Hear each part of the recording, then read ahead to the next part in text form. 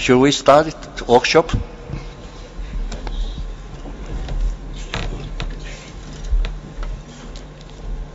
Good afternoon, ladies and gentlemen.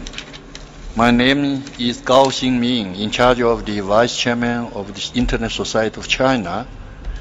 We are very pleased to have you attending our workshop today on the topic of the building trust environment for e-commerce challenge and innovation. Today, we are very honored to have distinguished panelists present here from around the world. We have panelists that have come from private sector, from China. It's leaders of the e-commerce company well-known in China. They will give us some general development for e-commerce applications in China, and also some issues on the trust issues, confidence issues, and related problems we have to solve. And also we are very honored to invite distinguished panelists from the United States, both Dr. Pepper from Cisco and Mr. Cushman from Microsoft.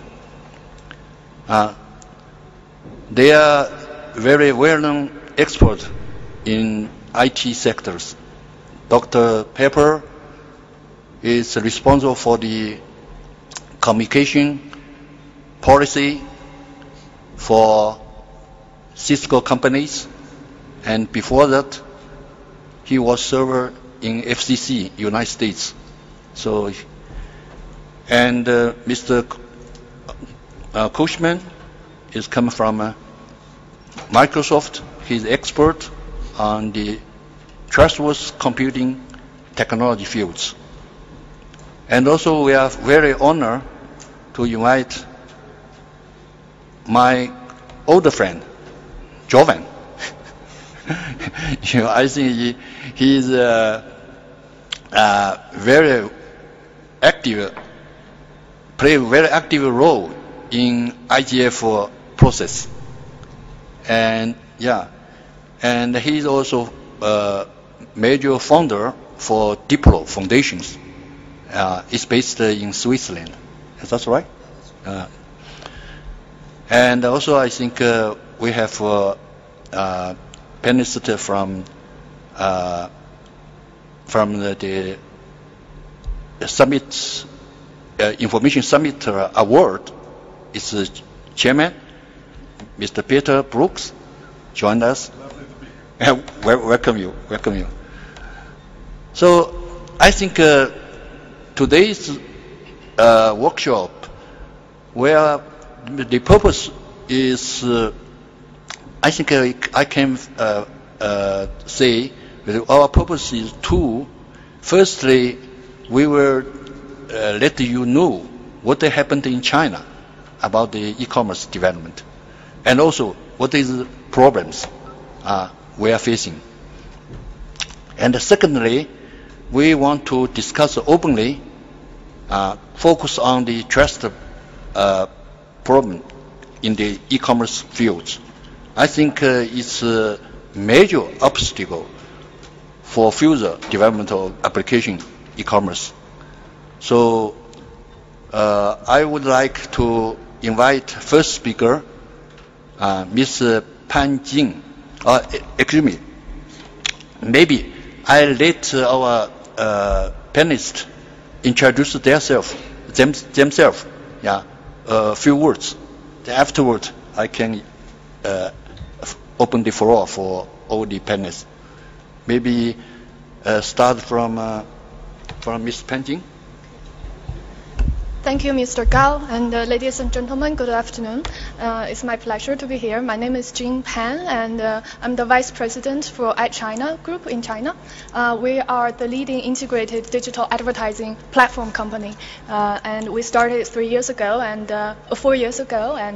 now we're having a very dominating position in the technology-driven advertising platform sector in China. Okay, thank you. Then I would like to introduce you Yu Chen. I explain to you. Pan Jing, I say the family name is Pan. Yeah, but she used the Western style, Jing Pan. So maybe confused for you. I just yeah. Yeah, Same. Yeah, Yu Chen. So I call Mr. Yu Chen. Yu Chen is a feminine name, but he used because they both graduated from United States University. So okay, Mr. Yu. Well, thank you, Mr. Gao. Good afternoon, everyone. My name is Chen Yu. My last name is spelled Y-U, so sometimes people get perplexed. They ask me why me, right? So I'm actually the vice president and co-founder of ePay. So ePay is one of the leading payment service providers in China. We work with all the major e-commerce as well as internet websites in China, and also we work with a lot of the traditional businesses in the more traditional sectors. We've been around since year 2003, so we're one of the we're actually one of the leading payment service providers in the payment market here in China. Thank you. Thank you. Mr. Jovan. Thank you, Mr. Gao. Good afternoon. My name is Jovan Kurbali. I'm director of Diplo Foundation, which is a Maltese Swiss foundation, and what somebody called it GONGO, Government Organized Non-Governmental Organization. And although there is a contradiction in term, it is not. We were initially established by two governments, but we are a non-governmental organization with the main mission to do research and training and awareness building in new fields of governance, including internet governance. And we have been training over the last 6 years close to 2,000 officials and specialists from 186 states. We missed 7 states to have the global UN coverage.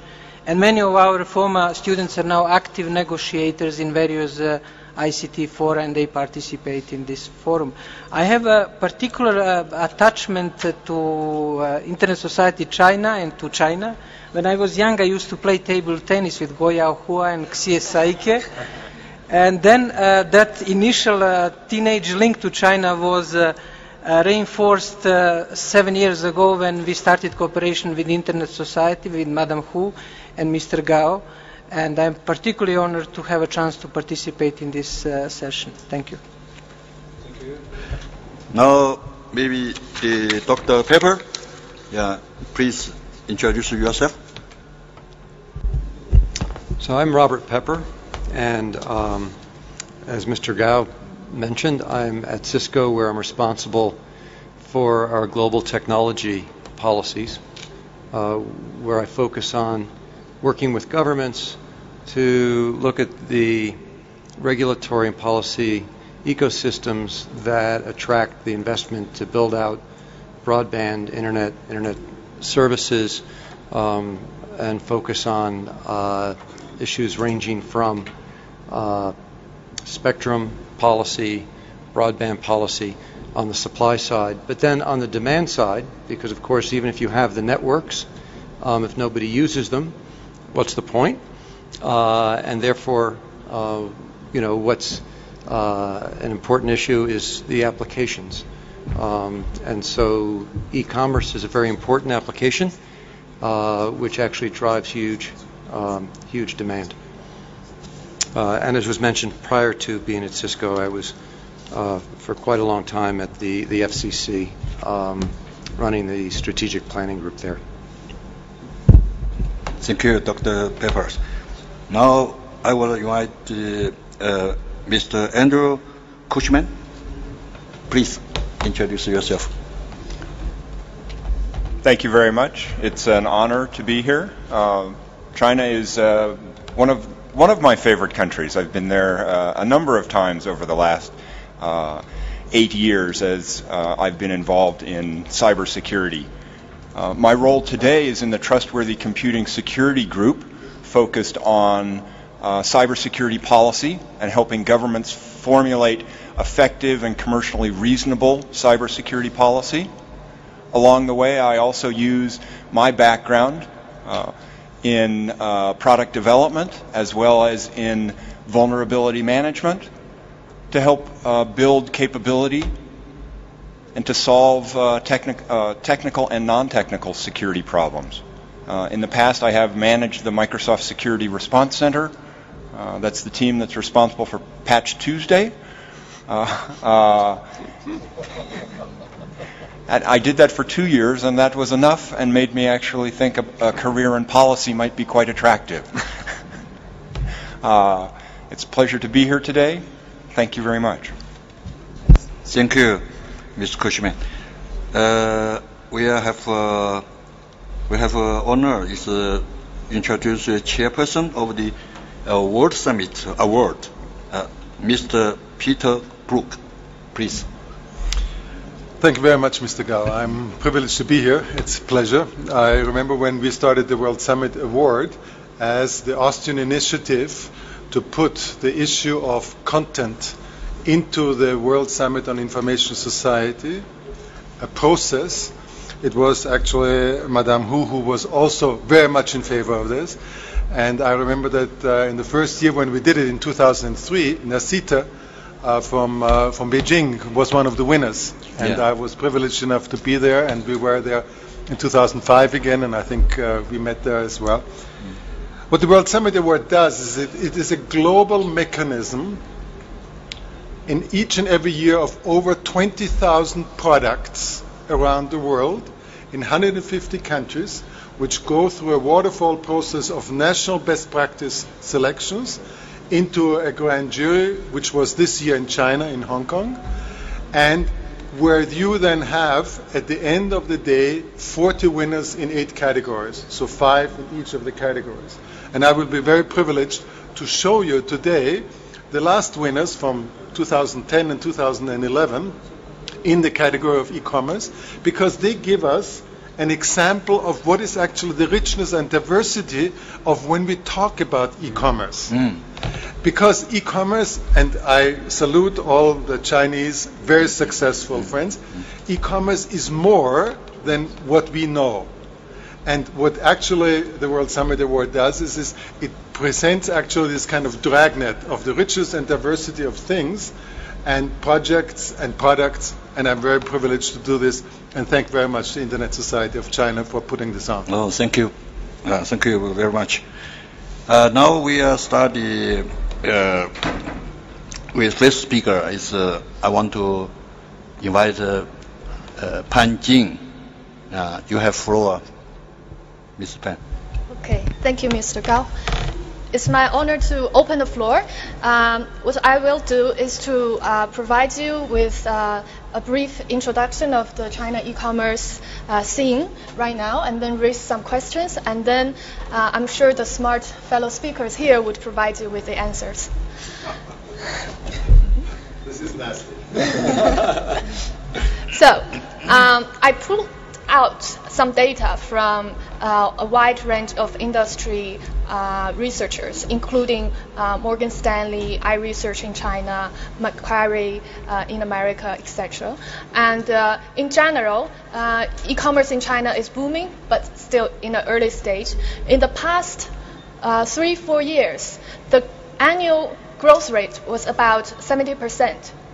And during the same time, the growth rate in the US is 14%. So you can see the growth rate has been really, really good in China. And we estimate a forward growth rate of about 50% in the next few years. However, the reason why there are still so much growth opportunities is that, let's look at these few numbers. First of all, the online retail as a percentage of total retail market in China is only 2% right now. But in the US, it's about 4%. And China retail in general is growing at about high teens percentage in the next few years. And if we look at the internet population, we currently have about 480 million internet users in China. That's about 1.5 times of the American population in general. And the internet penetration, however, is only at 30%, far from being saturated as in the developed countries for about 70%. And the online shopper penetration in China is only 28%, which means only 10% of the Chinese population are doing online retail right now. And now let's look at the practitioners of China e-commerce market. To start, we can't skip Alibaba Group, which is the pioneer in China e-commerce industry and also the dominant player. They started in early 2000 and they survived the first internet bubble. And they started as a B2B platform, but in 2005 they started the C2C platform and became a household brand. Alibaba Group became quite successful by winning the war with eBay in about 2005. And the main tactic for winning was that eBay has to charge because they are a public company, they have to make profit. But Alibaba Group just crashed the market by offering free services for C2C. And this kind of actually, the success somehow established the mentality of Chinese internet industry of today, which is winner would take it all. And to win, Chinese people wouldn't be afraid to disrupt the market. And also, as of today, Alibaba Group, I'll just give you a few numbers. In terms of B2B, Alibaba Group owns about 70% of the China market, C2C, 85%, B2C sector of e-commerce, about 50%. And and now they somehow evolved into an open platform. And in order to be a stronger enabler of e-commerce industry in China and also a very strong business, they expanded to logistics, payment and financing, and even a business school, teaching people how to succeed in e-commerce. Now, C2C is about 80% of online retail market in China in this year. Alibaba owns 85%, and the growth rate is decreasing. Why? Because B2B is growing really fast. In the past few years, the growth rate has been about 150%. Although Alibaba owns 50% of the share, but there are a lot of B2C newcomers in the industry, and they're really playing strong. In the past 2 years, there were enormous capital inflow into this sector. And one thing I learned from this conference is that in emerging markets, it's very hard for businesses to access capital, but it's not true in China. So capital somehow driven the B2C sector in China dramatically. Also, one thing I'd like to mention, interestingly, is the group buying thing. We all know that Groupon became online in 2008 and was really a big success story. Actually, group buying in China started much earlier, back in early 2000. There are already people doing group buying for home decor products and also cars. However, driven by Groupon's success, in the past few years, past 2 years, there are a big booming in the group buying sector. And then, as of today, there are 5,000 players in the market. Probably as of yesterday, because if we look at the data today, a few hundred are dropping out of the market.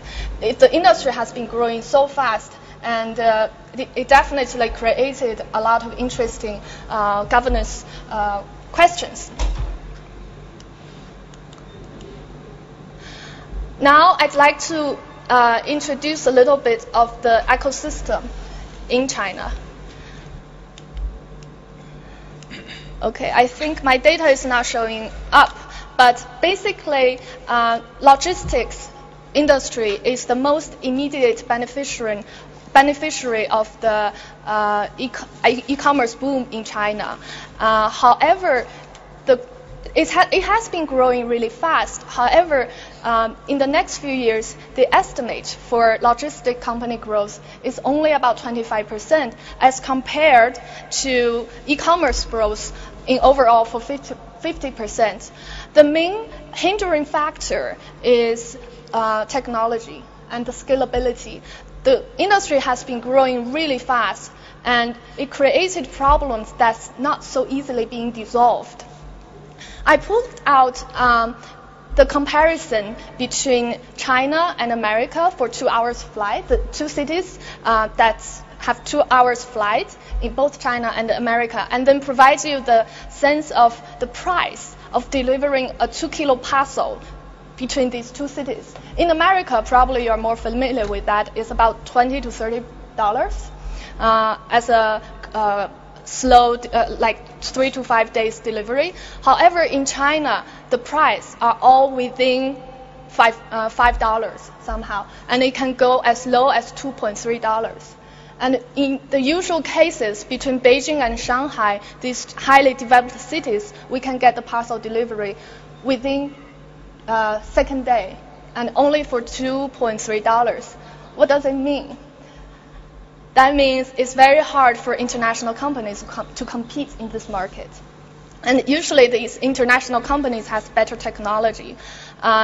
In July this year, DHL exited China's domestic delivery service. FedEx is still in the market and providing the high-end service. And the pictures I provided to you are the typical Chinese courier service providers. Probably is how different it is from the FedEx delivery trucks and the DHL. I wanted to provide you with a video, but it doesn't work. This is the warehouse of one of the leading logistics company in China. This is how people distribute the products. This is how $2 delivery between two cities. We call them. No, there is a word in Kenya which I'm using as a keyword, IGF. It's Joe Kali. It is the way to solve the problem through invention of the ordinary people. China do have a very strong entrepreneurial spirit, and the key is to solve the problem, make it work. However, that also means that the quality of services would be questionable, and the delivery people, in order to cut the cost, delivery people would be very reluctant to provide services, to wait for you to open the package and sign, etc. And because of the I guess you can see how much technology is in this kind of business, and because of the technology inefficiency, it's also very hard to provide return services by the companies. That's why product return in China is really not as convenient. And the trust system. I'm sure Yu Chen would provide you more information. In general, we have the similar system as PayPal in China, and they offered by Alipay, and also players like Mr. Yu, and that enabled e-commerce development in China as in the other markets. But as related to the trust system, people are still desiring for better platforms that can enable better tracking, better credit systems, and that's why B2C sector of e-commerce growed really fast, because people are expecting more. Currently, it's mostly market-driven. And the investment hype. E-commerce was the most actively invested area in China, in the venture capital and the private equity sector. Because all my friends who returned with me from the US after our studies, we have about 20 people graduated from Harvard Business School about 3 years ago, and we all 20 Chinese people returned to the country, and the 2 of us are working in the private corporate sector, and all the other 18 went to VC and the PE sector. That's why I have the access of data. So basically, let's compare the data of 2010 and the first quarter of 2011. In 2010, in total, there are about 34 deals in e-commerce. But in the first quarter of this year, there happened 7 deals. However, the total deal value was about 3 times of the whole year of 2010. Investors were really trying to catch the best ones in each subcategory within e-commerce, and they are not afraid to pour in the amount of money to the early stage companies as in how they invest in the late stage private equity deals. What does the money mean? What does the money bring to the industry? Usually half of it goes to marketing. And what happened was that in this year, the ad inventory cost in China increased dramatically. For a media company like us, that means a lot of challenges. In general, outdoor advertising price increased by 30%, online advertising price increased by 25%, and people are craving for these, are crazy about getting hold of the inventories so that they can block the competitors. And people are not afraid to play price wars. I quoted what the CEO of a leading B2C company said. I will fire you all if you make any profits in the next 3 years. Fortunately, this word is still on his Weibo, on his microblog in China right now. That means this is I wouldn't say it's a rare mentality. People are willing to fight, to bleed longer than the competitors. In that way, they can kick other people out. And this is a very typical phenomenon in China, especially in the group buying business. And also, people spend money in marketing in order to acquire customers. Usually, to acquire a customer through advertising usually ranges about $17 to $34 in China. However, there's another way to acquire customers, which is you just provide coupons. You just give percentage discount, and even that means it would eat all your profit. If you gave a discount to acquire a customer, the price would be much lower. It would be 8 to 17%. So which one would look better on the books, on the balance sheet, when you present the numbers to the investors? Of course, the second option. However, which one would drive you acquire the right customers for you? People who are buying in order to get discount, would they be the loyal customers and stay with you? That's the question to ask. To sum up, currently the Chinese e-commerce market is a very promising land. However, it's a brutal battlefield. My friends in e-commerce sector, because I have a lot of friends in internet community in China, and because of the boom of the e-commerce sector, a lot of them got hired by the e-commerce companies with really good salary and so on. So a lot of them into that sector. They always tell me, this is an area you don't want to compete in. So luckily, we are the more technology-driven digital media platform, and the business would be different for us. So there are definitely tremendous need for corporate governance, for auditing, supplier management, and also make sure that the management would abide by their fiduciary responsibilities.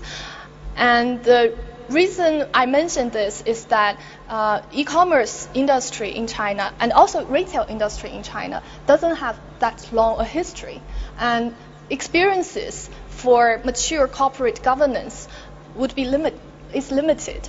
It's not that people are not willing to govern the company well. It's the problem is more for the right experiences. And also the board, the investors, the shareholders probably need to think about setting the right KPI for the executives. Currently, the industry more compete for the scale and set the criteria for the executives based on scale, not necessarily on creating social values. Here I have an anecdote.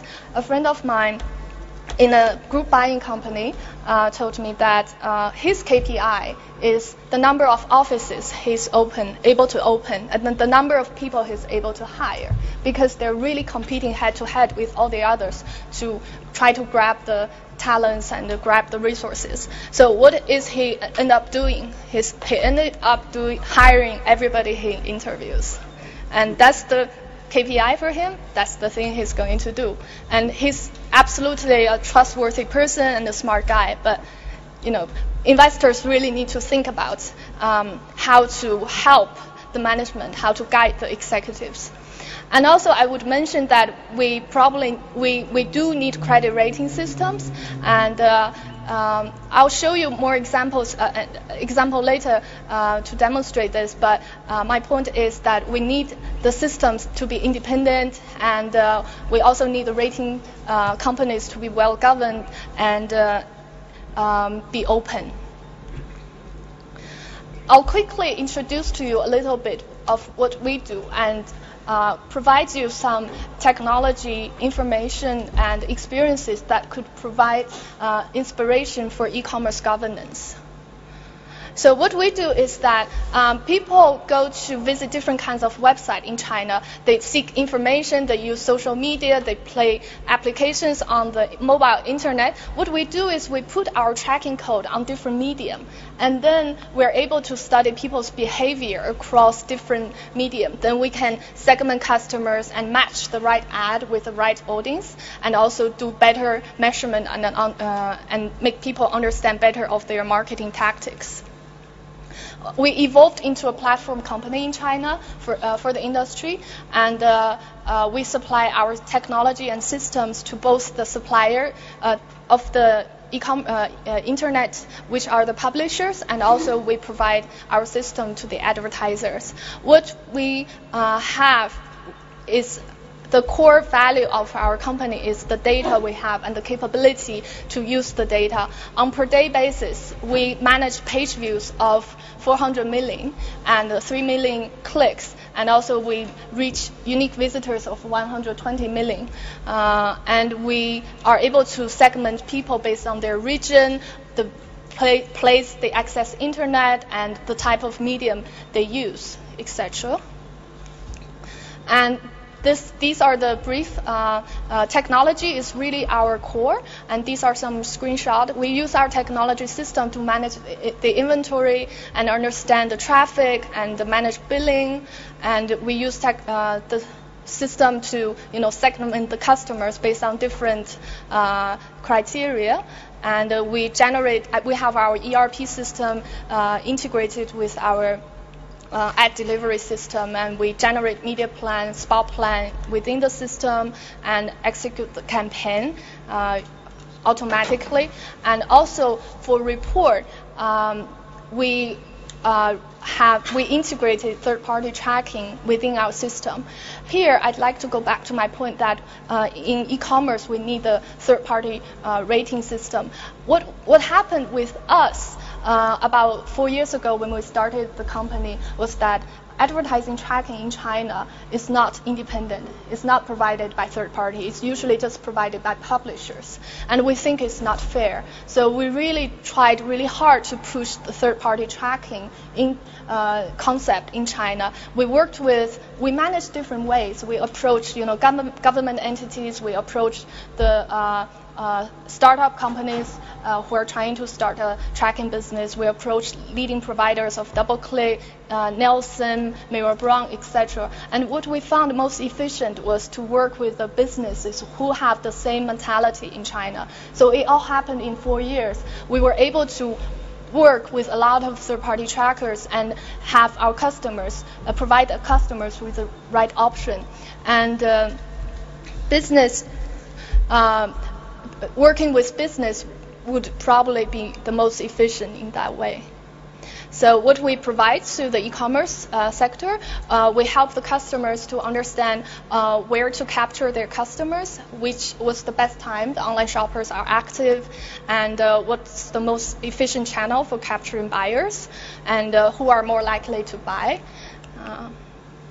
To sum up, this is a very fast-growing and sector in China, and competition is fierce, and there are a big, strong desire for established talent base, and there are needs from the industry for experience sharing, either corporate governance or board governance, and there are great opportunities for technology to enhance efficiency, and opportunities for testing management experiences, and also wise investors.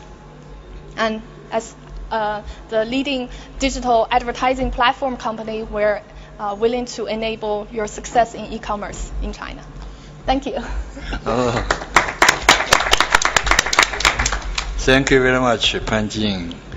I forgot to announce the rule for presentation. It's time limit. we have time limitation. No more 10 minutes. Otherwise, we will lose our. Maybe it's the time too long. Now I would like to ask Dr. Jovan to make a presentation because of he engaged in another meetings, so he has to leave early. So I apologize. I already keep it longer. Please, Jovan. Thank you, Mr. Gao. I will try to compensate for time by being very, very brief. But before I start, I would like just to connect to one comments by from Pan Jing on those way how the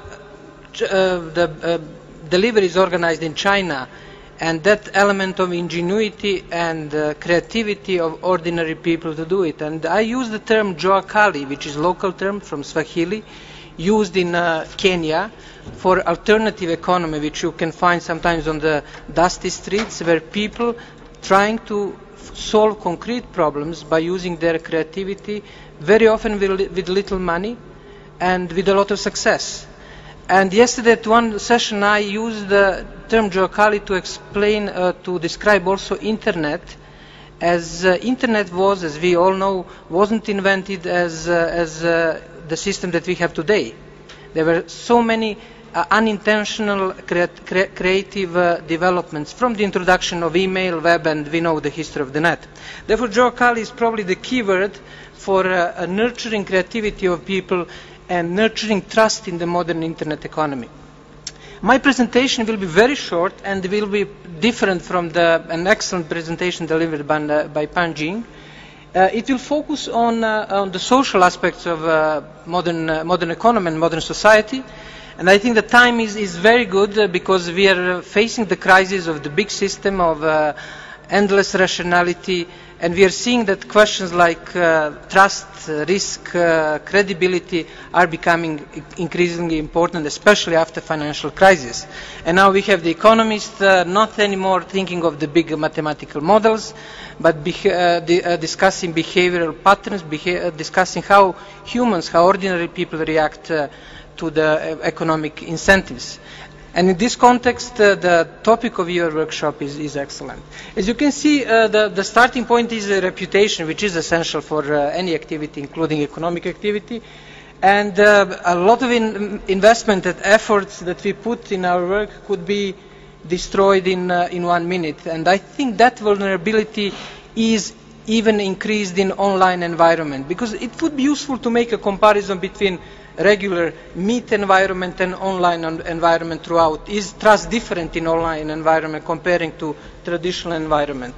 I would say that this 1 minute is even less in online environment when it comes to reputation.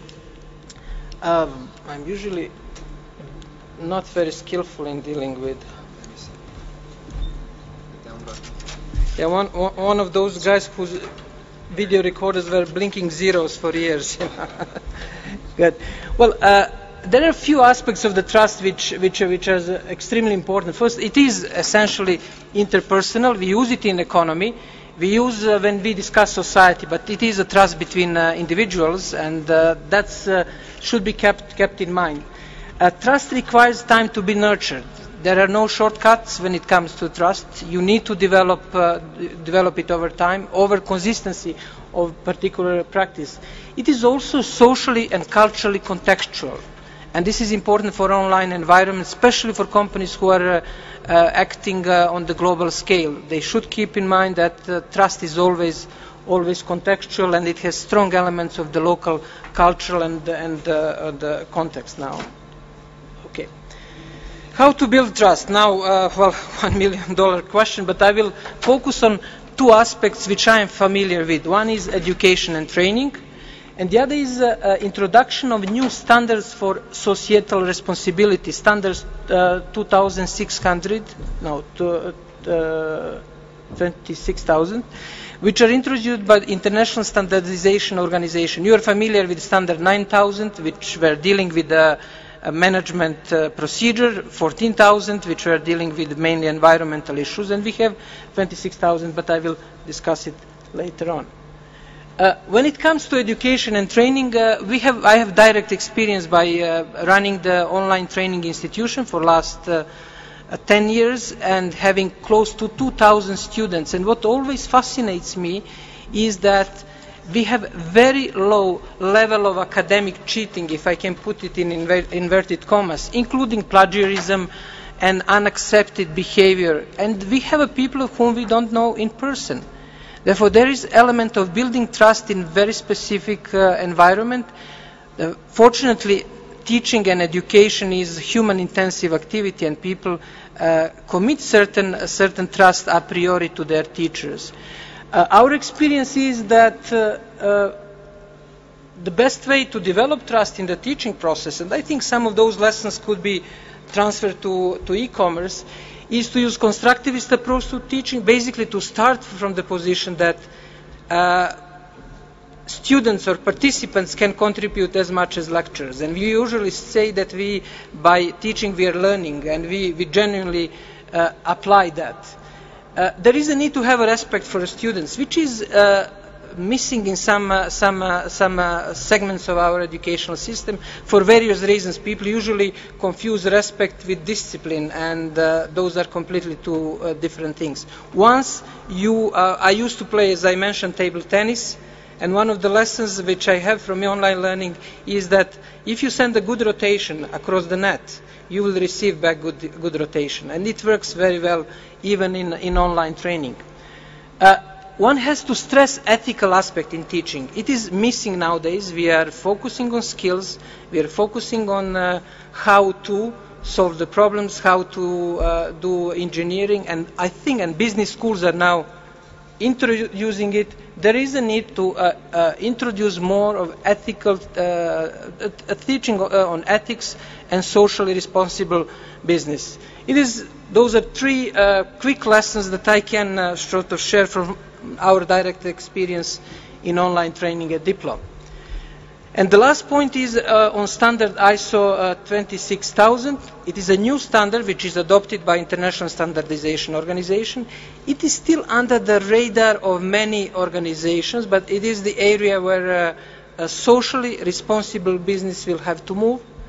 It highlights social responsibility. It is not only applicable to business sector, but also to government, NGOs, and academia. And it promotes sustainable business. There is now renewed interest for this standard, especially after the latest financial crisis, after the first Enron and later on the crack in 2008. Therefore, ICT sector and e-business, since it has a relatively vulnerable part on the question of trust and building trust, should probably focus more on introducing ISO 26000 as a new way of formalizing trust development.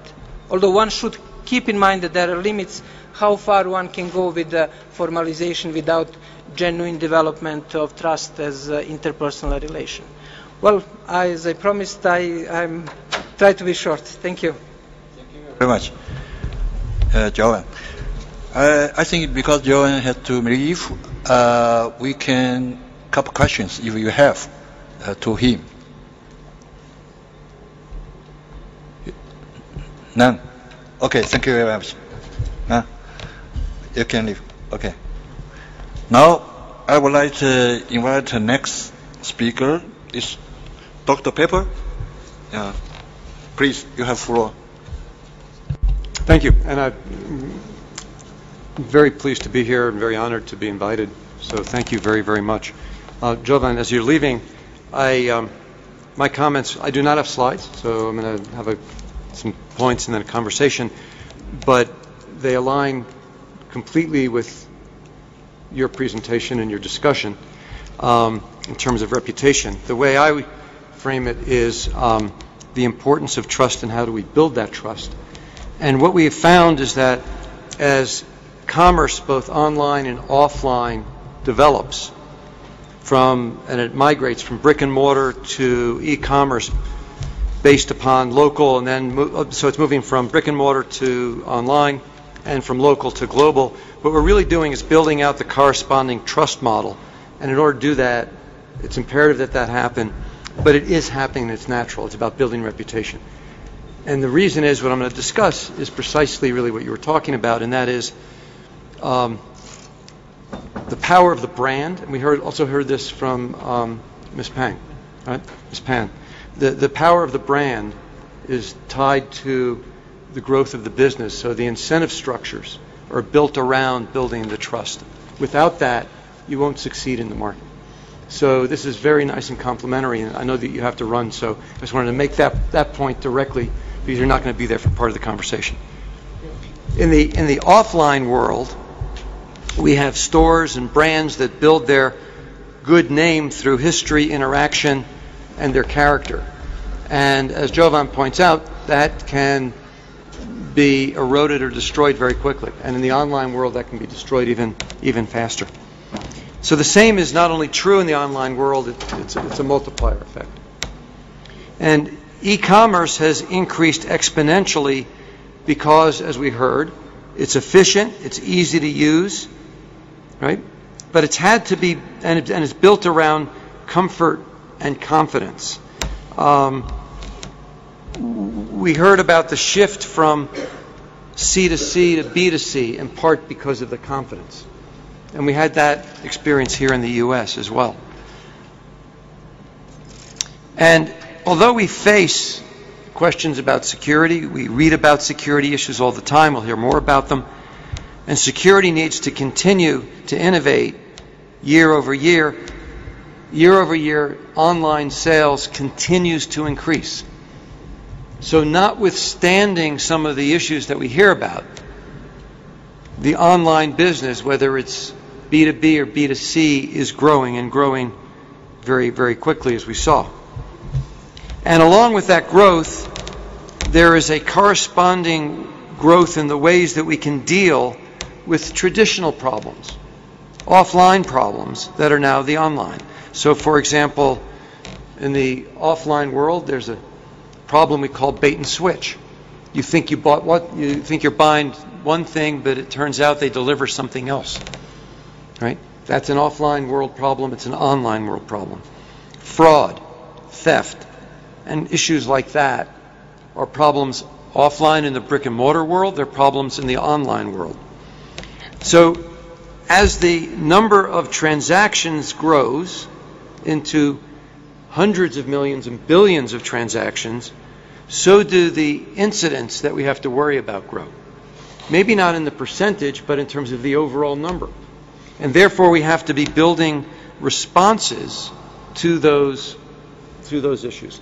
And by the way, there's an interesting way to think about this. In one of the introductions, we talked about, Mr. Gao, the problem. I tend to think of a hierarchy, right? First, I have a question, and then that question may lead to an issue. Only if the issue is not resolved does it result in a problem. And I don't assume that because I have a question, it's automatically a problem. Just because there's an issue, I don't assume it's a problem because we may be able to resolve it easily. Clearly, some things evolve to problems.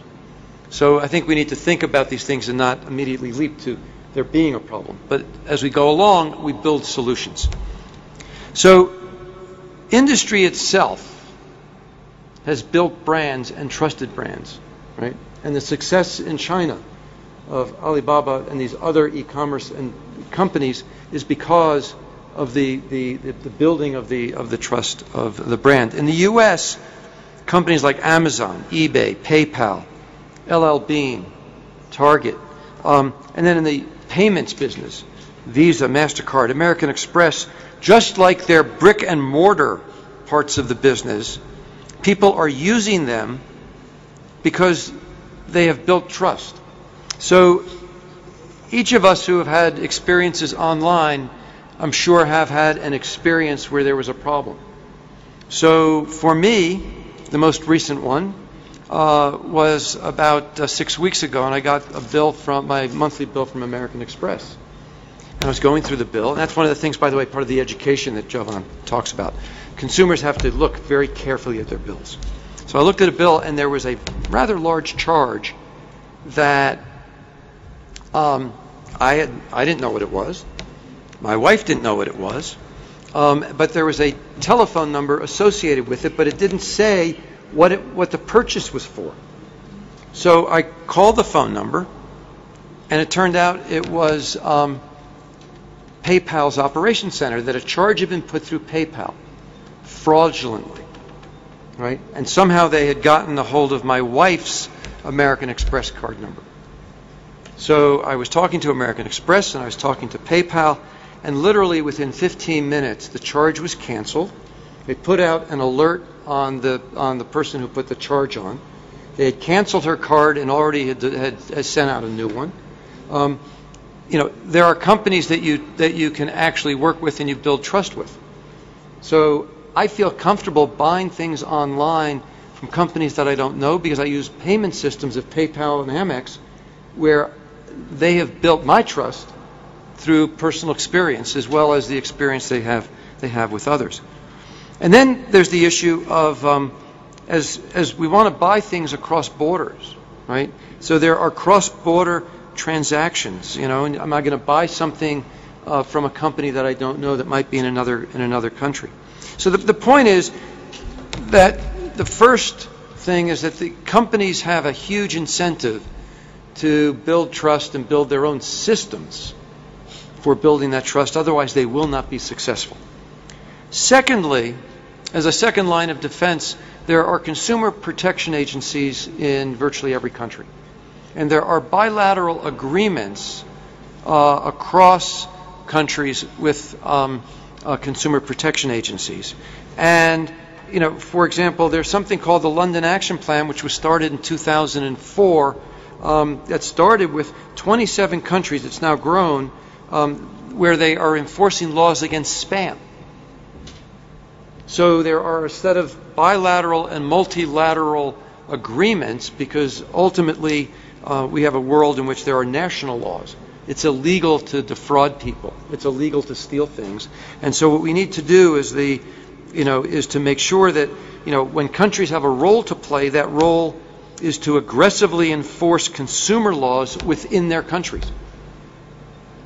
And this is extremely important. So consumers that are doing business in a country feel safe because they know that their consumer protection agencies and law enforcement will go after the bad guys if there in fact is theft. And then, well, law enforcement is essentially a sovereign act. Each country has its own laws. It's unlikely and not really feasible or desirable to have a global law on this, because each country's laws are slightly different.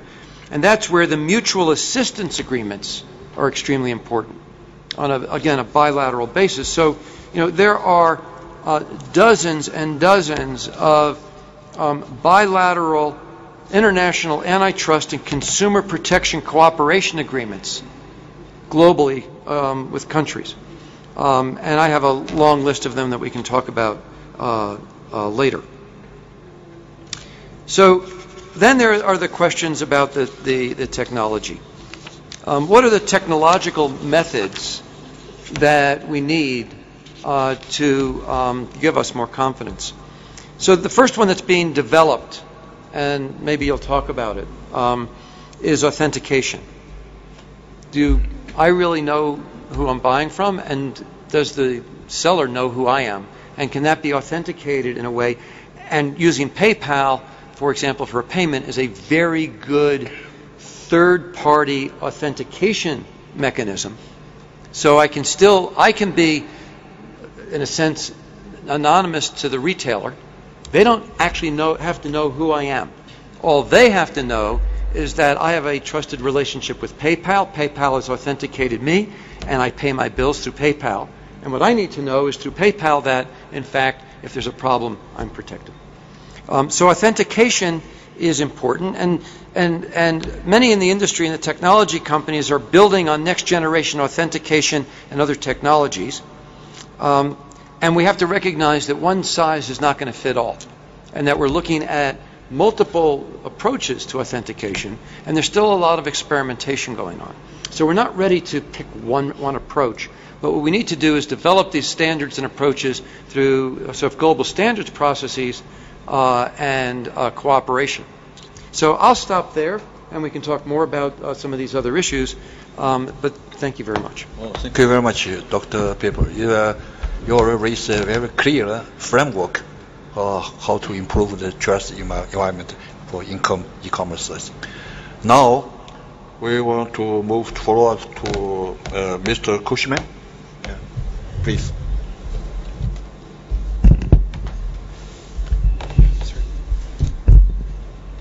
Thank you very much. Been some very interesting presentations thus far. I'm going to... Thank you. My focus is slightly different.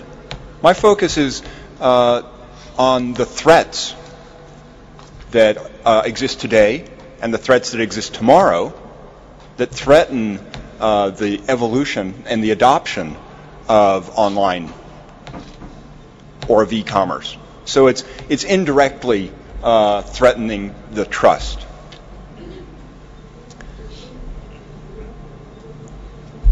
We saw earlier that the adoption rate and the rate of change is dramatic. It's accelerate at a dramatic pace.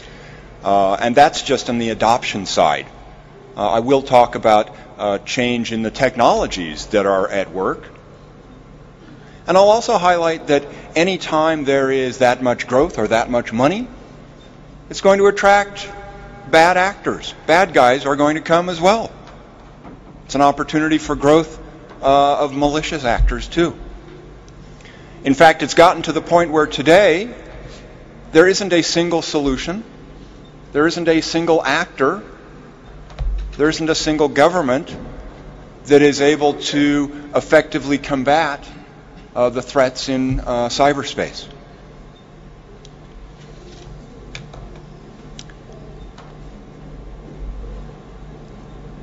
Ms. Pan talked earlier about the trends.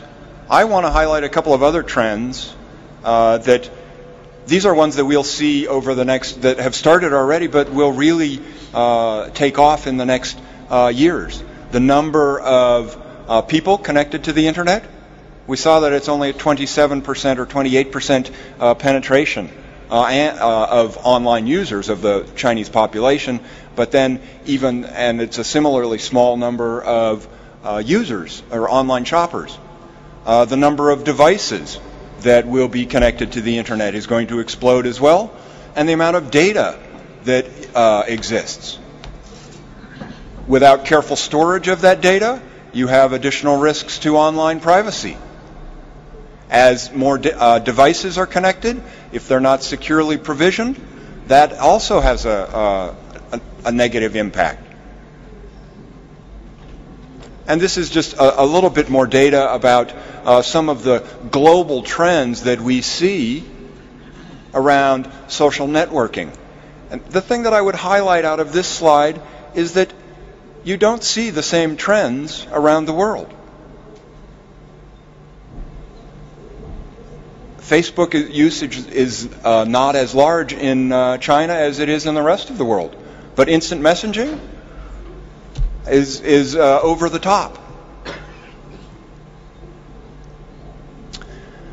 And then as I think about it from a threat perspective or a picture of health, so how healthy is this online ecosystem?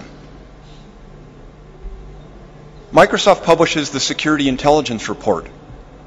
Version 10 was out about 5 months ago, almost 6 months ago, and version 11 is coming out in 2 weeks' time. You see the map on the right is a heat map that shows infections. This data is gathered from cleaning tools that Microsoft provides. And it provides an interesting view of the global trends. You can see that China actually doesn't look so bad. Spain and Mexico looks bad. Mexico looks pretty bad. Brazil looks pretty bad. Looks pretty bad. So big. But I don't take those as absolute because this is actually a factor of the tools that are deployed to clean. I have a slide later on that shows the browser version penetration or the browser version deployment. And you'll see that in China there are many, many, many users. There's a very high penetration of Internet Explorer 6. That's not the most secure browser. So maybe the Chinese don't update as much, which means that they then don't have current versions of removal tools. Independent of that, though, in the middle at the top of the screen, there's a spread of malware and spam and phishing and denial of service attacks. Those are the same in China as they are the rest of the world. And the graphic at the bottom left is botnets. So those tactics, whether it's a phishing email or whether it's spam, those are used to compromise machines, which are then joined to a botnet, which are then controlled by criminals. And they can be used for denial of service, or they can download keylogger and compromise credentials. I know that credential compromise for the instant messenger, the popular instant messenger in China, QQ, is a very big problem.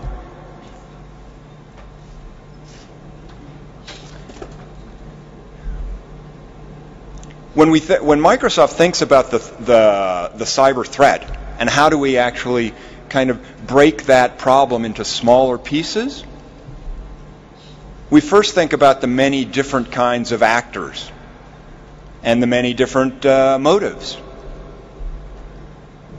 Many people talk about cyber crime, cyber espionage, industrial espionage, and cyber war. From my perspective, when I'm trying to think about protections for customers, those distinctions aren't that important because they use similar techniques. And as you saw from the previous one, whether it's a phishing email or spam, those are the same techniques that are used to compromise. The speed of the attack accelerates just as the adoption rates accelerate. And it's difficult to know where these attacks come from because there isn't great authentication. There isn't great attribution back to an individual machine. So that's some context on the cyber threat landscape. Recently, Microsoft has talked about the similarities between a public health model and internet health. And so here are some examples of the similarities and some examples of the things that can be done.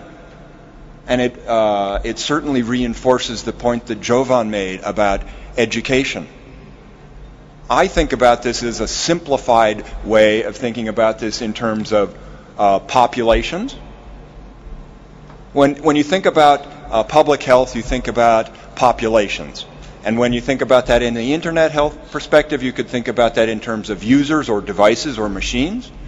I think about that in terms of interactions, whether it's cover your mouth or don't shake hands or wash your hands afterwards. Make sure you know with whom you're communicating. Is that actually an online site?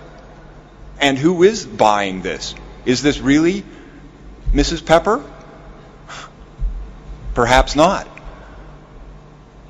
And then I think about it in terms of the environment in which these transactions happen. Is that actually a healthy network? Is it a nice place to live or not such a nice place to live that's infected with many, and so the quality of air might be a similar kind of concept. When we think about internet health, it's about education on cyber risks, efforts to detect malware and botnets. It's efforts to clean that as well. And then after you clean it, to make sure that you prevent reinfection. And as I mentioned at the beginning, there isn't one single actor that will prevent these things from happening in the future. It's about international and national and local collaboration to identify and control the spread. Microsoft has a program called Collective Defense that identifies, and this is really bringing the public health model to the internet and saying, here are the ways that you can collaboratively work together to protect. And it's about, the slide is a little bit difficult to read, but it's about Microsoft has deployed this in our botnet takedown efforts so that we have, through legal processes, initiated court actions against botnet owners. And then we have cut the head off of the botnet, taken over the command and control center. We then get information about infected host machines that we're connecting to these botnets, and we deploy those. We share that information then with CERTs around the world. We have a very strong relationship with CNCERT, the Chinese national CERT, with whom we collaborate on cleaning up those infected machines within China.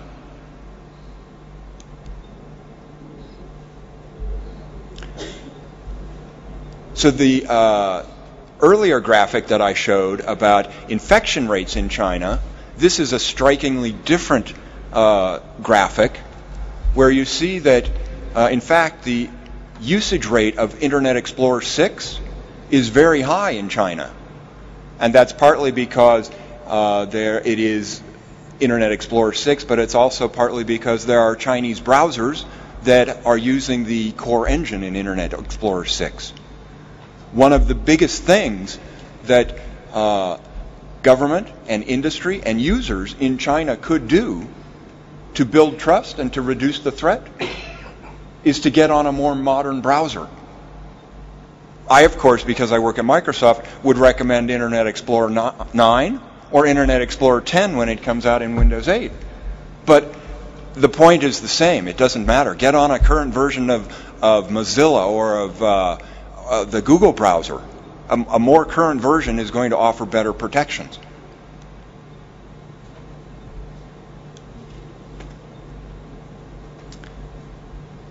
I learned from my experience in security over the last decade that effective security has three different components to it. It has a technical piece that says use a modern browser and update your computer so that it is patched.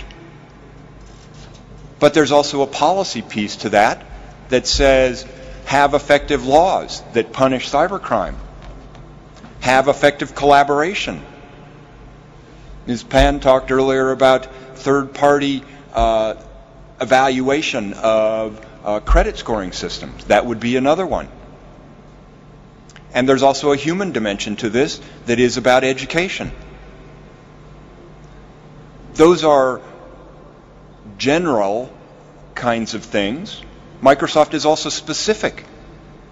We have signed a memo of understanding with Taobao, one of the largest e-commerce sites in China, to do four things. To raise the user awareness for security protections. to strengthen the technical collaboration in security.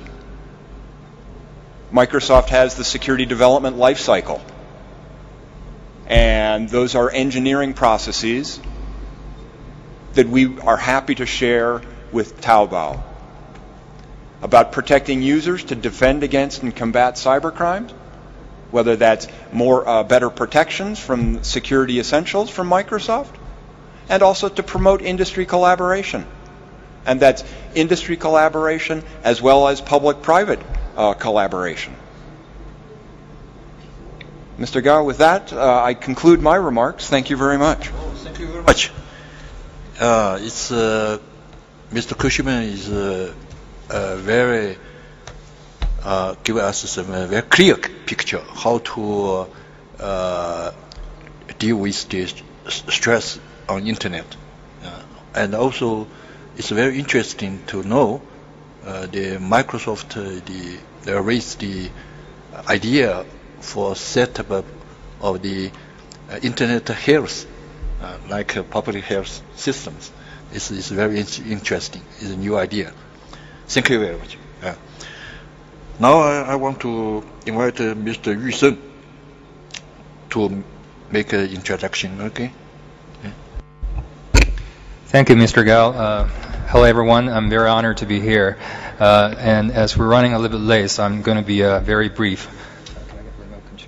So I'm going to give you an overview on the e-payment market in China so that I can talk about building trust in the e-commerce environment from the payments perspective. Because as you know, payment is actually a very crucial and integral part of e-commerce, and it provides the foundational infrastructure for e-commerce. So first of all, let's take a look at some of the key factors that are driving the growth of e-payment market in China. And e-payment market is actually one of the fastest growing sectors in the whole internet in China. And there are several key reasons. First of all, if you look anywhere in the world, if you look at any economy, there's this interesting phenomenon that anywhere when the GDP per capita reaches a certain threshold, like $3,000 or $4,000, then you're going to see this transition from the traditional economy to e-commerce, and also from the legacy payment system to e-payment. And China's GDP per capita has surpassed $4,000 in 2010, so we're actually going through this transition to adopt e-commerce and e-payment. And the government is also pushing for this shift from the traditionally manufacturing and investment and exports-driven growth to this consumption-led growth. Because of the rise of the middle class and the consumer economy, there's also this greater need for e-payment. And of course, the development of e-payment cannot happen without the development of underlying infrastructures, namely banking, internet, and the mobile network.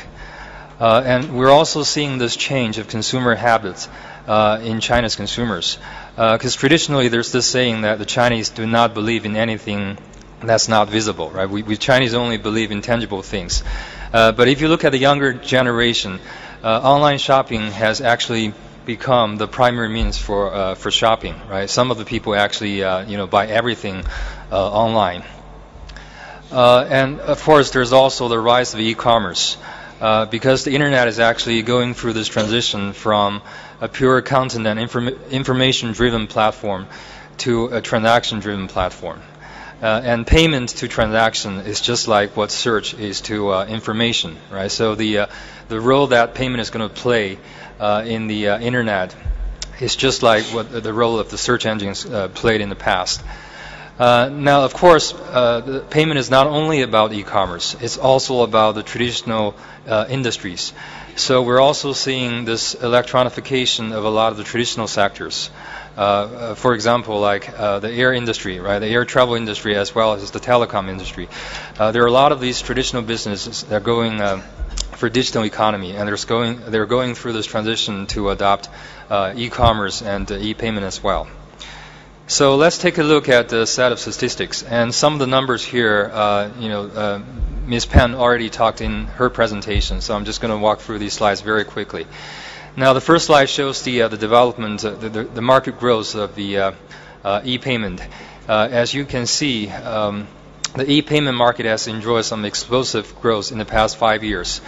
From 2005 to 2010, there's almost this over 100% average annual growth from year to year. But actually, my numbers here are a little bit outdated. In 2010, if I remember correctly, the total transaction volume for e-payment in China has already surpassed 1 trillion RMB.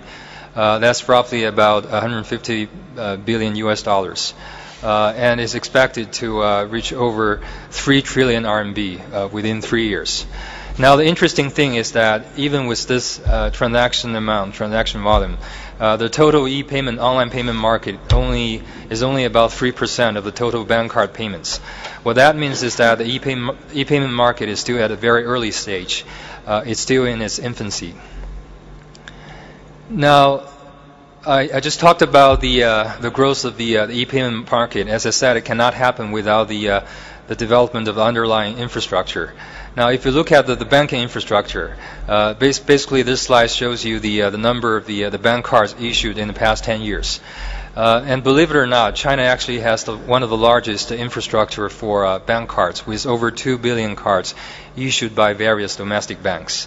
Now, the interesting fact is that among all these 2 billion cards issued, only a small percentage are credit cards. So most people still rely on debit cards for online payments, which means there's still a huge potential for future growth. Now, this slide shows you the percentage of the online payment users as a percentage of the total internet users. And as you can see, in 2010, the percentage is only about 27. So in 2011, it's expected to pass 30%. So the percentage of the online payment users is actually increasing over the years. What that means, again, is that the internet is going through this transition from a content-driven platform to a transaction and commerce-driven platform. So more people are starting to shop online, to buy things online. Now, in this slide, it shows the sector breakdown for the e-payment market. As you can see here, the dark green the bars represent the online shopping, and the point here is that e-payment is not only about e-commerce in a narrow sense, namely online shopping. It's also about many other more traditional sectors. One example I can give is the airline industry. Now, before 2006, most of the airlines still depended on paper tickets. So the way they collected payments was really cash on delivery. Because when you ordered a ticket from the airline, there's going to be this delivery guy who's going to send you the ticket and then collect the cash. But after 2006, all major airlines and travel agents began to adopt e-tickets. So it doesn't make any sense anymore to use cash on delivery, right? So all these airlines and travel agents, they began to adopt e-payment. Now, it's the same in many other traditional sectors as well. For example, like telecom, insurance, and financial services.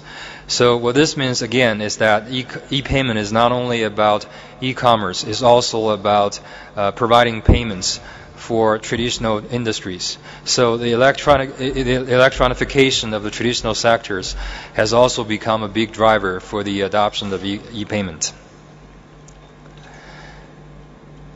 Now, China has also become the largest mobile user internet, the largest mobile network in the world, with over 800 million mobile subscribers, and it has also become the largest mobile internet users.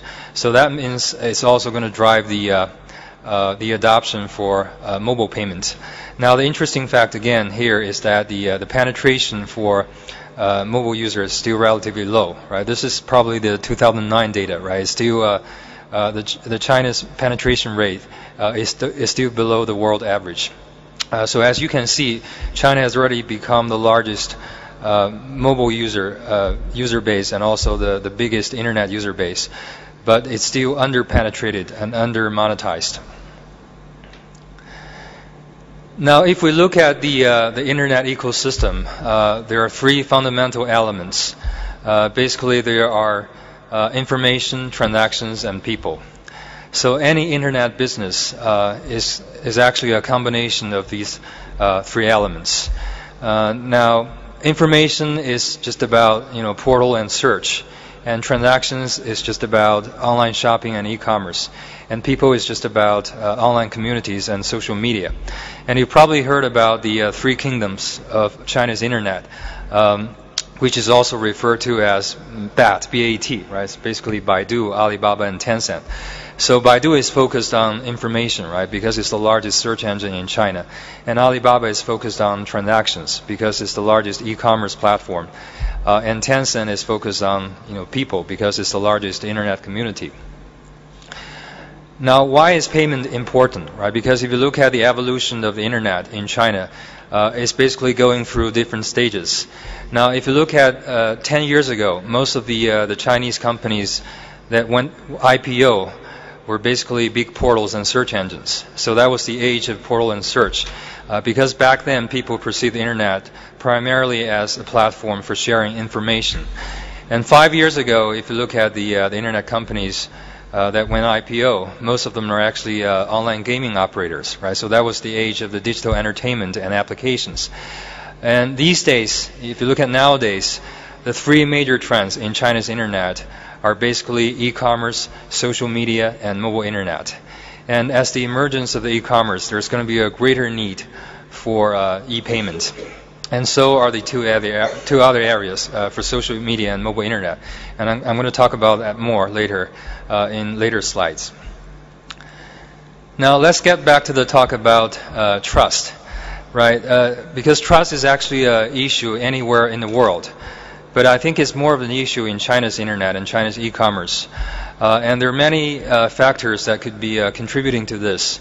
But if we look deeper into the cultural factor, it's quite interesting. I actually took this slide. I took the diagram from Professor Richard Nisbet's book, The Geography of Thought, in which he actually analyzed the differences between the thinking patterns between Asians and the Westerners. So if you look at the social identity, which is basically how you relate self to other social groups, you can find out that Asians actually perceive the self very differently from the Westerners. Now, if you look at the Asian societies, most of the Asian societies are collectivist. So there's an emphasis on commitment to family and kinship, right? So there's an emphasis on family and friends. So in Asian societies, because most people have this holistic view, so they don't perceive the self as an independent agent, as an independent individual. Most of the Asians will perceive self as a part of a bigger family, as being embedded in the in-group of family and friends. But also because the Asian societies are more of a relationship-based societies instead of rule-based societies. So there's less emphasis on universal values. So they kind of distance themselves from the outer groups, which are basically the strangers. Now, if you look at the Western societies, basically they're more individualist, right? So there's a more emphasis on the personal freedom and the individual identity, right? So the self is actually less coupled with the in-group of friends and family, but they also do not make a great distinction between the in-group and out-group. So the implication of this is that the cost of trust is very high in Asian society. Now, the ironic twist is that, in those societies that put an emphasis on commitment to family and friends and kinship, usually they trust less in strangers. Now, if you look at the internet, right? Internet is all about scale, and scale is all about trust in strangers. So now we have a problem, right? If you want to scale in an e-commerce, in an internet economy, we really have to have this trust for strangers. So how do we solve this problem? One of the interesting aspects is to look at the online communities and social media, because online community is actually the bridge between the in-group and the out-group. And if you look at the people in the online communities, they're not exactly friends and families, and they're not exactly complete strangers. So they kind of fall in between. Now, if we look at the the payment system, right, we have to realize that payment is not about a single point solution. It's more about a complicated ecosystem that involves multiple parties. So to address the trust issue, you really need to have the collaboration between all these parties. You really need to have a joint effort among all the parties involved. Now, if you look at the payment, the payment ecosystem, there are three fundamental elements, right? We have the fund sources, we have the merchants, and we have the consumers. Now, the fund sources are basically what kind of money you use to make the payment. And by default, in most cases, we use the bank as the fund source. Namely, we're going to use the debit cards or credit cards to make payments. But in some cases, we could also have non-bank sources. For example, you can use loyalty points. You can use reward points as a form of cash to make payments. And merchants are basically sellers, and consumers are basically buyers. And again, as I mentioned earlier, to build the trust, you have to have the joint effort between all these different parties. Now, also to address the trust problem, you have to build trust at different levels, namely the technology level, the business level, and the policy level. I won't elaborate more on the technology level because there are plenty of examples. I'm just going to emphasize on the business level and the policy level. Now, I'm going to quickly give you two examples. Right, the first example is the C2C world. If you look at Alipay, which is the default payment tool in Taobao, right? Taobao is the equivalent of eBay in China, which is the largest auction platform in China, and they use Alipay to facilitate the payments between the buyers and sellers. Now, when you purchase something as a buyer on Taobao, you're not going to pay to the sellers directly because most of the sellers on Taobao are SMEs and mom and pop shops, and they're individual sellers. So there's a lack of trust. So the way it works is that the buyers will pay a deposit to Alipay, the payment platform, first. And then Alipay is going to notify the seller that it has received the payment. And then seller can deliver the product to the buyer. And only after the buyer has confirmed his satisfaction with the product, then Alipay is going to release the fund to the seller. Right? So there's this escrow process between the buyer and seller to increase the trust level. Now, the second example I'm going to give is in the B2B world. Basically, it's the credit payment that we provide at ePay. Now, I'm going to take the airline industry as an example because a lot of the travel agents are actually under the cash flow pressure. They have to purchase tickets from the airlines first before they can sell to the second-tier travel agents and the passengers. So what they can do is that they can actually request credit from ePay. And ePay has collaborated with some of the major banks, so we can extend a credit line to these travel agents. Now, then we can issue a credit payment to the airline, and then we can actually use that credit line to purchase the airline, to allow the travel agents to purchase airline tickets from the airlines. And then they can resell these tickets to the buyer or to the second-tier travel agents. And because ePay also processes the payments for those buyers when they purchase tickets from the travel agents, so we can effectively manage the risks associated with the transactions. And only after we receive the payments from the buyers, we're going to make the settlements with the travel agents. The interesting fact here is that we do not need to ask for the mortgage from the travel agents because we can actually have the closed loop management for the cash flow, and we can effectively address the risk issue. And then we can generalize this credit payment to other verticals and other industries, right? So we can make it used for any supply chain management, for any merchants when there's a cash flow problem, right? We can actually, when the merchant requests for a credit, we can extend a credit line and allow the merchants to buy products from the other merchants upstream, and then they can resell to the second-tier merchants or to the consumers. And because we also manage and process the payments from the consumers, then we can finally do the settlement with the merchants. So this way we can also address the trust issue in the B2B world.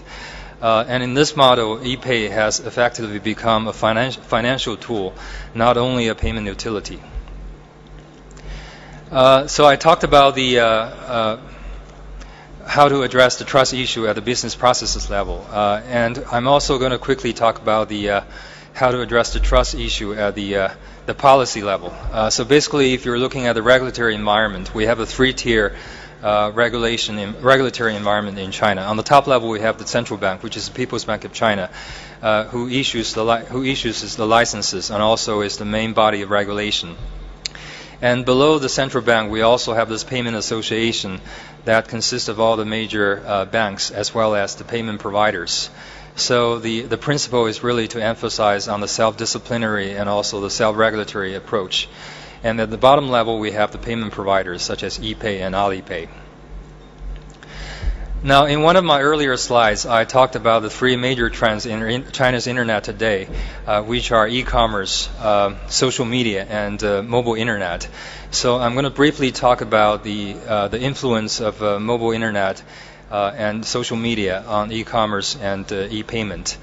So I stole this slide from PayPal, and basically with the emergence of a smartphone, we're seeing this we're actually seeing this blurring of the traditional boundaries between the online world and offline world.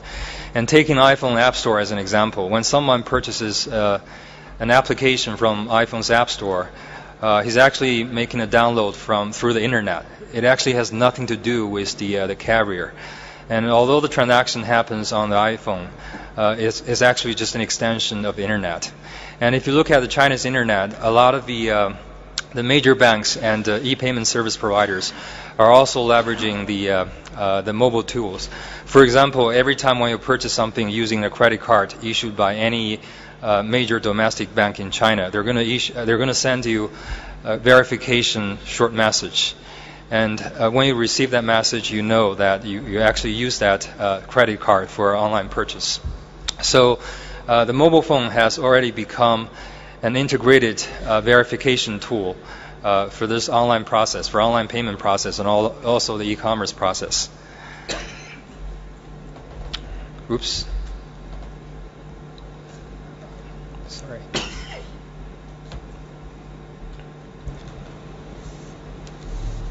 Okay. Yeah. Doesn't want you Yeah, okay. go to that last slide. Last slide. Can we go to the, sorry. Let me go through the slides very quickly. Okay. So I'm going to briefly talk about the impact of social media on e-commerce. Now, the first point I'm going to make is really the very nature of the social media. And we always refer to social media as the new media. And if you look at the history of the internet, the World Wide Web has only been around in the past 20 years, and this whole new social media phenomenon has only been around for the past 5 years. The key features of the social media is really that is participatory, it's interactive, and it's viral and tribal. And if you look at the so-called old media, which is the mass media, right, namely television, radio and magazine, they're actually not that old because they're only around for the past 200 years after the Industrial Revolution. Now, if we look longer throughout the history, and in the past 5,000 years, in 90% of the time, people basically exchange information through gossip and small talks. So basically, the media has always been tribal and participatory, right? So if you look at social media, it's actually not that new. It's actually a return to human nature. It really combines the participatory and interactive nature of the tribal media and also the skill of the mass media. So that's why it's so important, and that's why it's very successful, right? And that's why there's this talk about social commerce, because social media can use as a generator for e-commerce traffic. And what's more, it can also be used as a credit reporting tool, because there has been this talk about how the social media can be used as a credit reporting tool in the developing countries, because in a lot of the developing countries like China and India, there's a lack of the credit rating system. But the interesting thing is that if someone has, say, 200 friends on a social media network or has 20,000 followers on a microblog, does that mean the bank can issue a credit card to that person, right? Because that person's reputation is actually in checks and balances.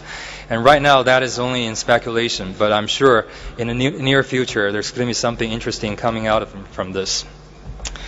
Now the last example I'm going to give is really about building social trust, because we have worked with more than a dozen charity organizations in China. And we have become one of the top free online donation sites in China, and we have also raised over 25 million RMB in donations through online payments. And we also issued a charity-themed co-branded credit card with Citibank in China.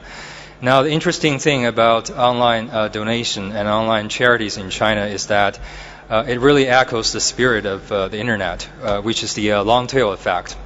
Because to change the world, you don't really need a few heroes to do a lot of extraordinary work. You just need a lot of average people. Each does a little, right? Because on the internet, small things can add up and make a huge difference. And also, the internet can provide greater transparency and openness to charity works, right? So with that, we can also make a positive social impact using e-payment and e-commerce. Thank you very much. Thank you very much, Mr. Yu Sheng. The problem is time. Time already ran out. But we have on my list we have the Mr. Brook. May I ask Mr. Brook, you make short presentation? If I'm as short as my predecessor, I talk for another 25 minutes. But I didn't make the promise to be short like he did. Therefore, possibly I can be shorter.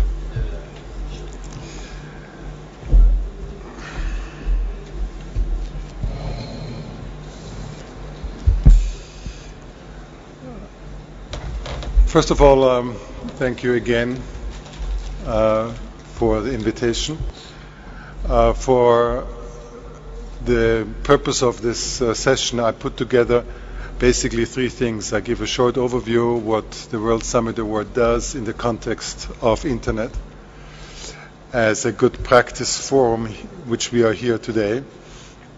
Secondly, I will talk about mobile commerce in relationship to trust.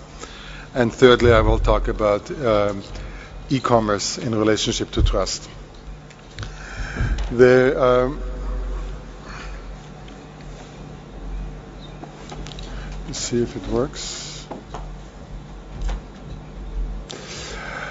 What the focus of the World Summit Award is basically to look at the knowledge economy and the knowledge society in terms of its inclusive and also the richness and diversity of its character. And we see very clearly, and the data from China provide this very, very ample, that there is a lot of digital divides, and the most important digital divide which is coming up is the content divide. When we talk about content, we basically talk about this meshing of internet, ICTs, and the creative use of them for specific kind of contexts.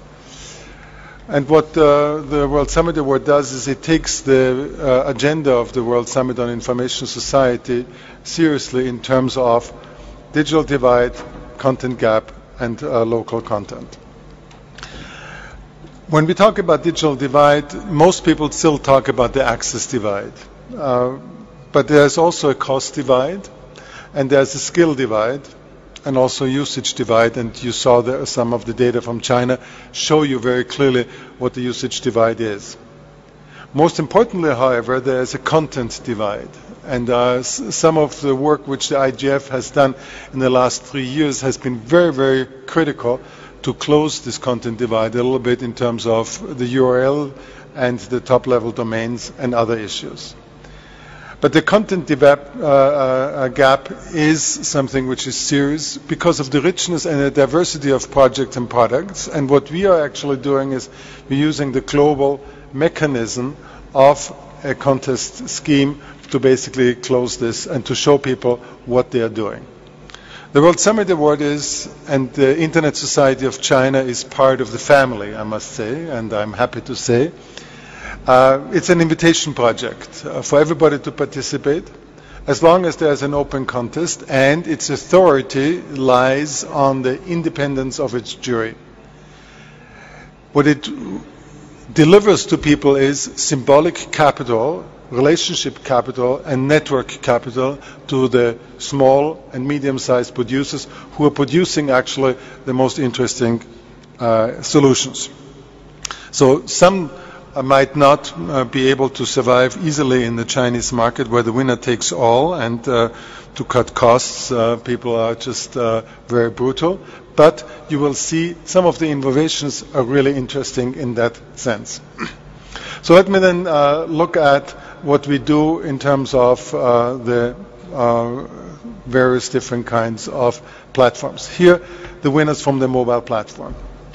Trust is a critical thing for people to be effective as consumers. And when you look at the mobile shopper, that is a solution from the US, from the consumer union there. And the most important thing there is that you are, when you need it most as a shopper, you are getting the information. It's easy. You scan with a barcode, you browse the consumer reports, you get a buying advice, you get information on the reputation of a company, and you get a price comparison. That is active trust building, and it is empowering the consumer in a way that he or she can actually, at the point of sale, act on this. We are in the country of Safaricom and the pioneers of M-Pesa, but what you can see here with the Echo is that in India, where 50% of the population have no access to banking, you have this kind of secure micro-business and micro-transaction service, and that is actually a way of where, very much like the escrow service which Eugene showed before, through the transaction with the mobile operator, people are having actually that kind of access. And the trust issue here is that you have actually a credit history. And you build up a credit history, although you never had actually a bank account before, because you know in that sense how you are acting in terms of paying your mobile services. Very interesting also in the UK, which is Marks & Spencer is the first mobile web for an UK retailer. And what is really interesting in terms of the trust issue here is it's again consumer trust, because it's an automatic sync between what is on mobile, what's on the web, and what's in the store. And so you're not having the sense of being cheated by campaigns, by something actually being different in the store than what you have. There's 24,000 products, so it's actually one of the largest mobile commerce sites in the world. Something which is very, very interesting in terms of trust issue is from Russia. And it's the mobile vending service from iFree.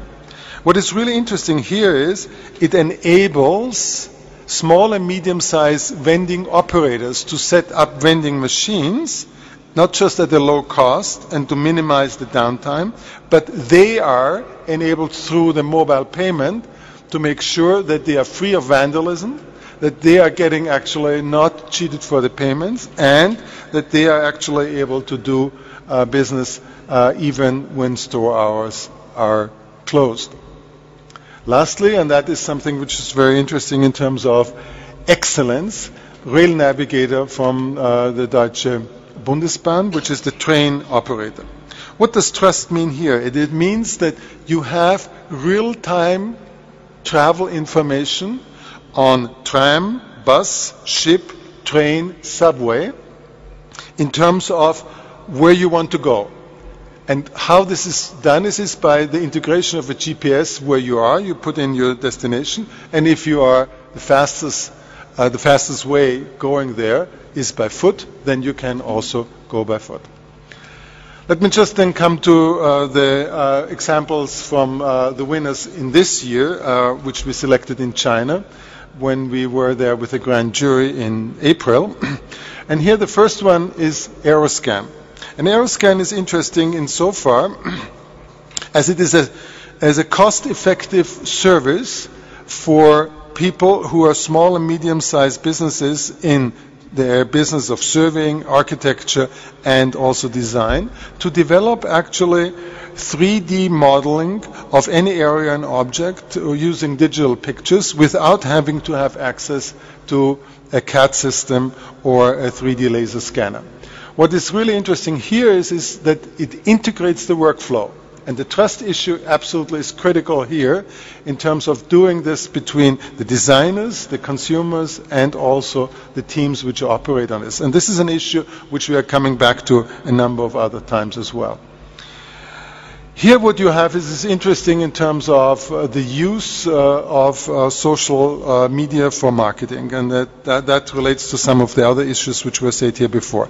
You have here with Hootsuite an integrated platform where you can have Twitter, Facebook, LinkedIn, and WordPress in order to basically coordinate campaigns and also to actually, in a trustworthy manner, be able to contact people in this regard.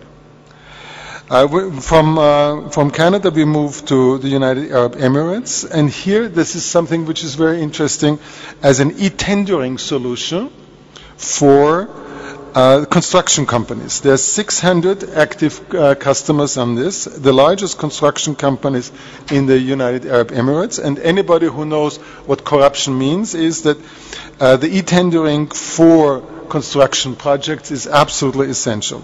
It reduces the administrative overhead, it's easy, secure, and cost and time and effective.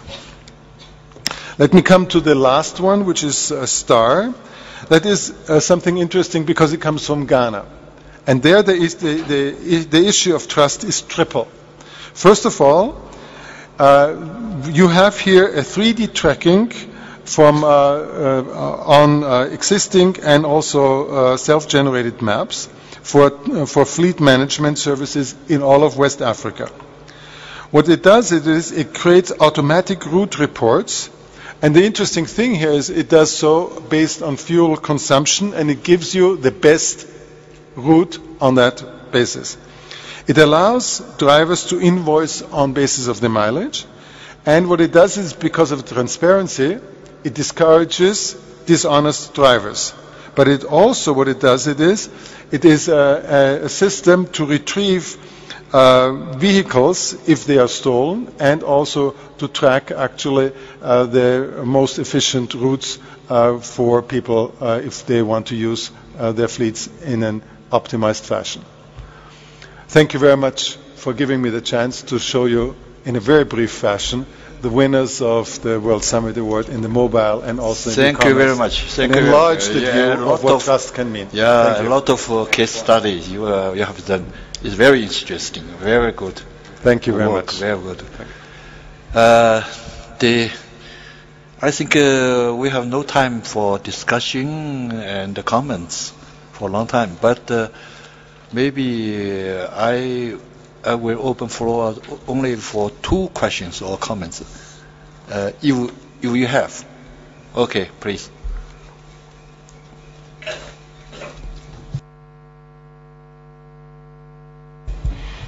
Thank you. Those were fascinating presentations. Thank you. But I want to, I'm Ronald Coven of the World Press Freedom Committee. I wanted to ask a question related to the concerns of the Internet Society of China, directed to you, Mr. Gao. You say that in your literature, that the iOS works to enhance industry self-regulation. And in that context, I would like to know what your view is of the recent call by your country, along with several other countries, for a code of conduct which involves curbing dissemination of information that incites terrorism, secessionism, or extremism. How does the Internet Society of China relate to that request by your government along with other governments? I think the Internet Society of China, the major functions, works already written in these books. You can find. Mainly, we are two aspects: to promote Internet application development, particularly in the rural area. And the second one, we are encourage the industry, particularly the private sector, to make a self-discipline. For example, we have done a lot of self-regulation on anti-spam, antivirus, and such activities. I think, as you know, China Internet users is growing very fast, and also not only e-commerce but also e-government and e-culture, e-education, everything, every field is Internet connected. I think Internet is playing more and more important in China as other parts of the world.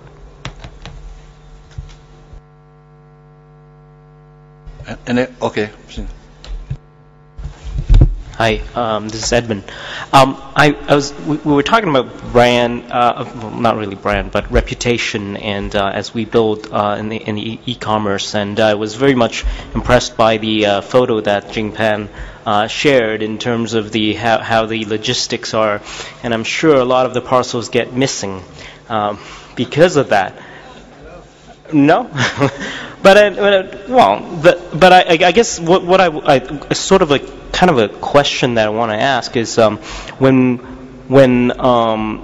there was a big movement sort of in electronics and actually any kind of products when China entered the market and created a lot of cheap products, and people used to have like fridges or things that work for 20 years, but now that we're getting products that work much less, lifetime is much less, and basically the whole concept is that you spend, for example, you spend 1/3 of the amount to buy the product, but you buy 3 times, it's 3 times less durable. And that has become a trend. That is certainly one of the how products are now built. The life of products are usually much shorter than we used to have in the past. So I guess the question is, if we look at China and how it's developing, how the e-commerce market is developing, as I think Chen and Jing mentioned, are we potentially looking at I guess my question is really, can trust be built on being the cheapest and being able to stick around the longest, and not necessarily having the best service or trust and confidence in terms of quality? Or is this just a matter of a non-mature market? Or, the question is whether is this just a matter of non-mature market, or is this a possible future model of e-commerce, that we can really not trust anybody, and maybe sometimes you get it, maybe sometimes you don't, and you really won't get the service, but you get the cheapest. So maybe Ms. Pan, you can make some answer. Sure. My view on the e-commerce industry in China is that it's going to be highly diversified, because China as a country is extremely diversified. We sometimes say that it's composed by 56 nationalities and ethnic groups and so on, and there are people who are richer and more well-being than the others, but different people are all after e-commerce, and it's even people, e-commerce is popular in first-tier cities where people are less price-sensitive, and however, it's still extremely popular in third-tier, fourth-tier cities when the access to traditional retail is limited. So what I would say that in the future, it would probably happen that companies who are able to satisfy the needs for different segments would probably be able to succeed. One of the fastest growing segment within B2C e-commerce right now in China is luxury, and is heavily invested. And definitely people are looking for quality services and quality product. And one thing interesting is that logistics providers are not necessarily able to supply such meet the luxury clients' needs. So that's why a lot of companies are building their own system to support it. However, is it efficient? Is it good for economy of scale? Not necessarily. That's why there are tremendous opportunities in China right now. And trust would be established at different levels for different types of customers and service providers. Yeah. Okay. Let me just add something to that. So one of the big advantages of e-commerce is the reputation building with the online reviews for products. So I don't actually agree that the quality is getting worse, right? I think that, there's a range of quality, but I think it's part of the transparency on the products that you're buying. So there are all kinds of online reviews, right? And people who are buying now in China online, or using even online to find out information about products they're going to buy in a traditional shop, they have more information, and it's the consumer reviews are actually building a completely different system about the quality of products. Now, of course, when you go to the online sites, there's wide disagreement, but that's okay. The fact is, there's a lot more information. So I don't actually agree that the trend is that everything is getting lower quality. I think you're seeing a wider range. The real issue for the consumer is, do they know what they're getting? And there's more information today provided by other consumers who are evaluating online. So I actually think that this is, in some ways, the reverse of the concern. And the classic one is the consumer reports that you pointed out, where you can actually take your smartphone, you take a picture of it, it recognizes it, and then it gives you reviews of the products, right? And so that is more information. So I think that you are entirely right. The reverse of what you said is actually the case, because it's just not just because of the very important point which you made clear. The question of quality is always an issue of the accessibility of information, the transparency of the information, the authentication regarding that this information refers actually to that which is there, and then actually also to delivery. But there's something which is even more important than that, is especially important in developing countries. It also eliminates fraud and corruption from that kind of exchange. And that is something which is very, very important. A lot of the things which we see, especially in e-business and e-government categories in the World Summit Award, have very much to do with that the whole transaction chain, which is linked to the information chain and to the communication chain, that whole transaction chain becomes much more transparent and controllable for the end user. And that is something which is very, very important, because it wouldn't, that would not be the case, none of what we heard today would actually work. Okay, but I think your question was very much to the point, and I thank you very much for asking this. Yes? I think I have to say we have to close our workshops already. half hour over.